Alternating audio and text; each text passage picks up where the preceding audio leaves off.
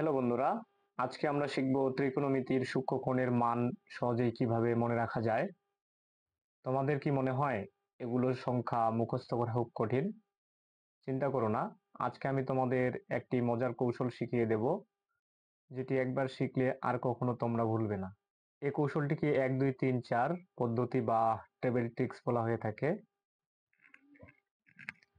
তো চলুন দেখে নেওয়া যাক কিভাবে আমরা এই মানগুলো নির্ণয় করতে পারি।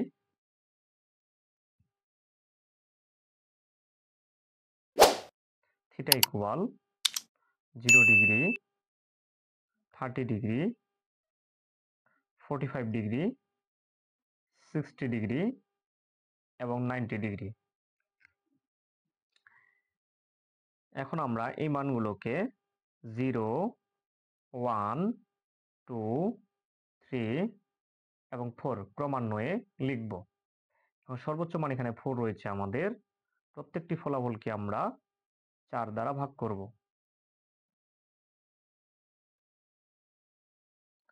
4 দিয়ে ভাগ করার পরে আমরা প্রত্যেকটি মানকে বর্গমূল করব।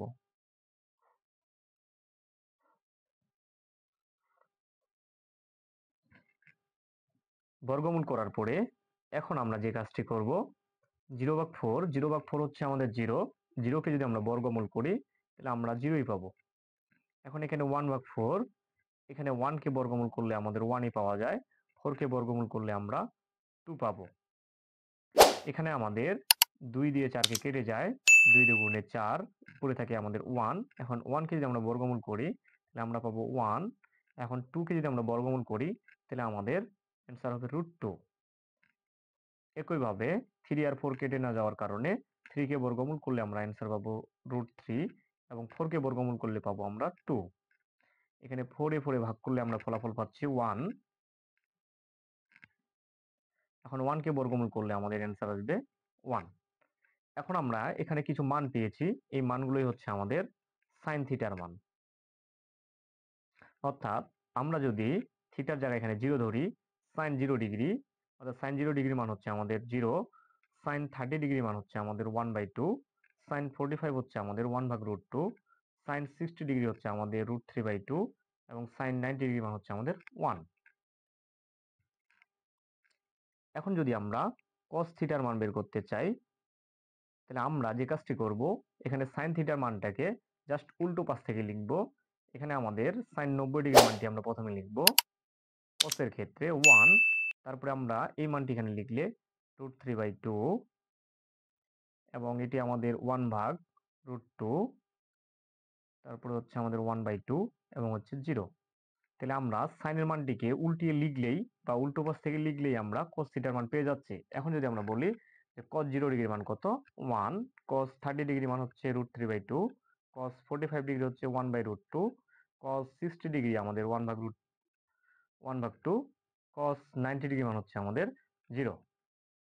এখন যদি আমরা tan থিটার মান বের করতে চাই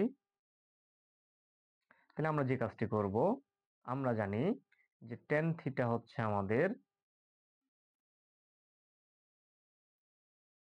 sin থিটা ডিভাইডেড হচ্ছে cos থিটা।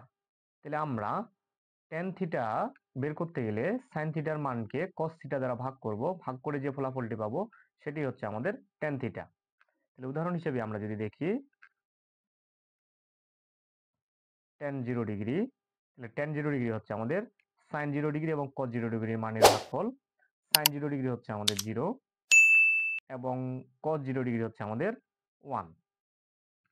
sin 0 ডিগ্রি 0 বসাইলাম আমরা এবং cos 0 ডিগ্রির মান হচ্ছে আমাদের 1, 1 বসিয়ে দিলাম। তাহলে 0/1 মানে হচ্ছে আমাদের 0। tan 0 ডিগ্রি মান হচ্ছে আমাদের 0। একইভাবে আমরা যদি tan 30 ডিগ্রি মান বের করতে চাই তাহলে আমরা এখানে পাবো 1/√3 এবং tan 45 ডিগ্রির ক্ষেত্রে পাবো আমরা 1। tan 60 ডিগ্রি কত পাবো সেটা তোমরা নিজেরা বের করে দেখাবে কমেন্ট বক্সে। এবং আমরা যদি tan 90 ডিগ্রি মান নেই তাহলে এটি পাবো আমরা অসংজ্ঞায়িত। এটি পাবো আমরা অসংজ্ঞায়িত। এখন অসংজ্ঞায়িতটি আমাদের কিভাবে হচ্ছে আমরা যদি একটু দেখি, tan 90 ডিগ্রি হচ্ছে আমাদের সাইন সাইন উপরে এবং কস 0 নিচের দিকে। এখন 1/0 যেটা কখনো আমরা মানে প্রকাশ করতে পারবো না, এখন 1/0 হচ্ছে আমাদের অসংজ্ঞায়িত।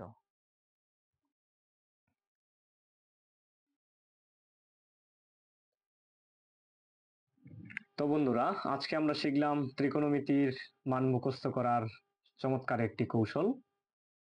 যদি ভিডিওটি ভালো লেগে থাকে তাহলে লাইক, শেয়ার এবং সাবস্ক্রাইব করতে ভুলবে না। ধন্যবাদ, দেখা হবে পরবর্তী ভিডিওগুলোতে।